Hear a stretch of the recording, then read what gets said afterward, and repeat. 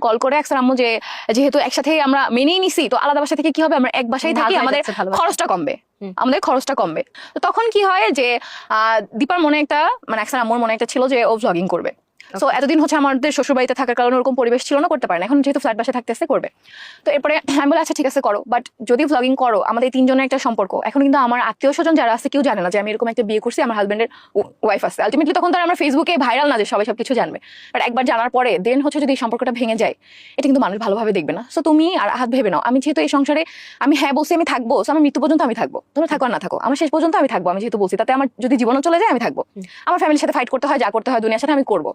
কারণ এখানে সবাই আমাকে খারাপ বলবে, ভিডিও করলে সবাই ভাববে যে আমি যেহেতু দ্বিতীয় বউ, হয়তো আমি জেনে শুনে তোমার সংসারটা নষ্ট করে মানে ফেসিয়ে ফুসিয়ে বিয়ে করছি। কারণ সমাজটা আলটিমেটলি মেয়েদের দোষী দেখে, কেউ বুঝবে না যে আমি এখানে ঠকে আসছি, তো দরকার নেই, মানুষ ওইটাই জানুক, আমাকে খারাপ জানুক, আমার কোনো বিষয় না।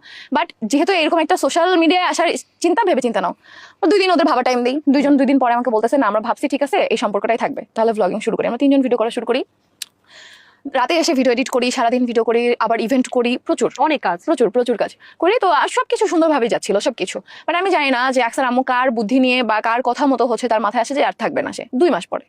2 মাসে কিন্তু কোনো ঝামেলাও হয় না আমাদের, কিছু কেউ হয়তো সোশ্যাল মিডিয়া থেকে তাকে ফোন, সোশ্যাল মিডিয়া না তার ফ্যামিলির কেউ হয়তো বা তার বোন আছে, তার বোনরা আলটিমেটলি তারাও তো তার ভালোর জন্যই বলছে, হয়তো তারা আমার ফ্যামিলির মতো নিতে চাইছে। আমার ফ্যামিলি তো কোনো তখন ফিউচার ছিল না, এক ছেলে 2 বউ একসাথে থাকে, মানে এটা তো মানুষের কাছে একটা অন্যরকম ব্যাপার। আকসার মাকে আসলে সেকেন্ড বিয়ে করার জন্য ডিভোর্স দিয়ে দেয় তখন না, সে হচ্ছে চলে যায়, চলে যাওয়ার পরে তাকে আনতে যাই আমরা। তখন এমন একটা রাশের টাইমে চলে যায়, যারা ফটোগ্রাফার তারা বুঝবে ডিসেম্বর মাসে ওয়েডিং সিজন, ইভেন্ট গুলো শেষ হওয়ার পর ওকে আনতে যাই, ও চলে আসে আমাদের সাথে।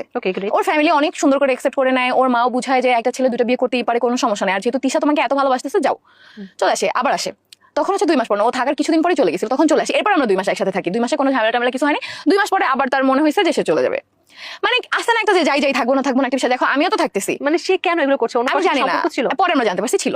যাই হোক, তো এরপরে হচ্ছে হয়তো হাজবেন্ড বিয়ে করছে এই জন্য সে জড়াই গেছে অন্য কোনো সম্পর্কে। তুমি বলছিলে আগেও তার সম্পর্ক ছিল, ওটা তো আগে ছিল, দেখো আমি নিজের চোখে তো দেখিনি, বাট যেগুলো আমাকে আমার হাজবেন্ড বলছে বা আমাকে জানাইছে আমি সেটাই জানছি, বাট আমি যে মানুষটা নিজের চোখে দেখিনি আমি তো তার সম্পর্কে বলবো না। তার মানে পরবর্তীতে সে আবার পরকীয়া করে যখন তোমার সাথে আহাদের বিয়ে হয়, এবং তারপরে সে সেই ছেলেকে বিয়ে করে ফেলে। না বিয়ে করে না, বিয়ে করে না। তারা চলে যাওয়ার পরে এরপর আবার আমরা আনতে যাই।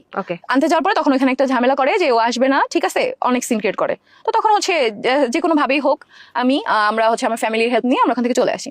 চলে আসার পরে এরপরে আবার তাকে আনতে যাই 1 মাস পরে। আমি আহাদ আমাকে বলে যে না আনতে যাবো না, আমি ওকে বলি যে চলো, আকসার কথা চিন্তা করে হলো চলো। আমি আকসাকে অনেক বেশি মিস করতেছিলাম, প্রতিটা রাত আমি কান্না করতাম ওর জন্য। মানে ও এত ভাবে আমার সাথে মিশে গেছিল, কারণ আমার বাচ্চা আমার থেকে দূরে, ও আমার কাছে আসছিল। আমি বাচ্চাদের অনেক বেশি ভালোবাসি, জানি না আসলে সৎমা ওয়ার্ডটা এখানে ইউজ করা যায় না। আহাদ বারবার বিয়ে কেন করে, ওর কি কোনো সমস্যা আছে? জানি না, হয়তো বা পাগল, মানসিক ভাবে সমস্যা আছে, কোনো পাগল না আসলে, হয়তো বা আমি জানি না। বাট কোন স্বাভাবিক মানুষ কি করে বারবার বিয়ে?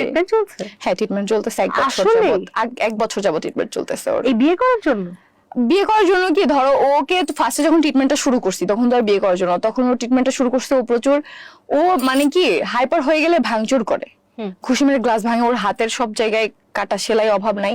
এটার জন্য হচ্ছে ওর বোন বলছে যে ডক্টর দেখানো উচিত, কেউ আর দায়িত্ব নিয়ে দেখায় নাই, আমি দেখাইছি, শুরু করছি। যখন সেশন শুরু করছি তখন আখিও ছিল। সো প্রতি সপ্তাহে 3টা করে সেশন থাকে, ও 3টার মধ্যে একটাই গেলে বাকি 2টা যায় না। সো যখন না যায় ডক্টর আমাকে কল দেয় যায় নাই, ধর আমি শুটে থাকি বা কোনো ব্যস্ত, কেন যায় নাই তখন আমি বুঝি এখনই মাথার মধ্যে ঘুরতেছে কোনো একটা পাগলামি করে, এই জন্য সেশন নিতে যায় না। কারণ যখন সেশন নিয়ে আসে, বিশ্বাস করবা না, আমি জানি না হয়তো বা যাদেরই মানসিক সমস্যা আছে তারা এটা ফেস করে, সেশন নেওয়ার পরে খুব ভালো হয়ে যায়। তার মতো ভালো মানুষ আর পৃথিবীতে নাই।